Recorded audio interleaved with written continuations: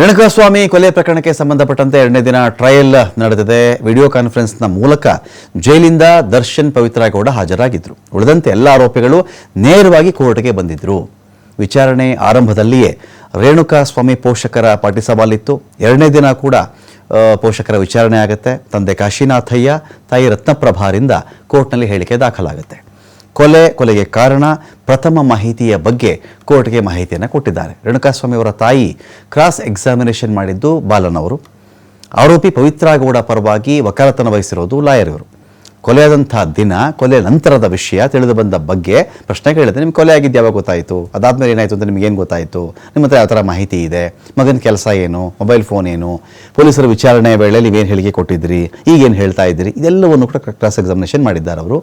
ಎರಡನೇ ದಿನ ಕೂಡ ಜಡ್ಜ್ ಅವರಿಂದ ಕಾಲಾವಕಾಶವನ್ನು ಕೋರಿ ರತ್ನಪ್ರಭಾ ಅವರ ವಿಚಾರಣೆ ಮಾಡಿದ್ದಾರೆ. A4, 5, 6, 7, 8, 9, 15 ಮತ್ತು A16 ಪರ ವಕೀಲ ರಂಗನಾಥ ರೆಡ್ಡಿ ಕೂಡ ವಿಚಾರಣೆ ಮಾಡ್ತಾರೆ. ರತ್ನಪ್ರಭಾ, ಕಾಶಿನಾಥಯ್ಯ ವಿಚಾರಣೆಯನ್ನು ಮಾಡ್ತಾರೆ. ರಂಗನಾಥ ರೆಡ್ಡಿ ಅವರು ಇವತ್ತು ಸಮಯ ಸಿಗದ ಹಿನ್ನೆಲೆಯಲ್ಲಿ ಸಿ ವಿ ನಾಗೇಶ್ ಅವರು ವಾದವನ್ನು ಮಂಡಿಸಿಲ್ಲ.